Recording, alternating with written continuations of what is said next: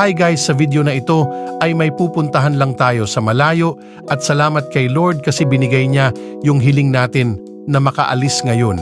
So napadami ata yung dala natin kasi magtatagal tayo doon. Sana maging okay yung lakad natin at walang mangyari. So ngayon ay andito na tayo sa International Airport Davao kasi tinawag na yung number flight natin. It's been raining in Manila. Diba ang bilis natin, andito na tayo sa Ninoy International Airport Terminal 3. So pinacheck ko na yung kinakailangan natin na makaalis tayo at nag-check-in na rin tayo ng baggage. Mag-solo flight lang muna tayo ngayon. Soon makakasama na natin siya sa flight soon. It's been raining in Manila. Hindi ka ba nilalamig? Grabe yung kaba at saya yung naramdaman ko ngayon. Thank you, Lord.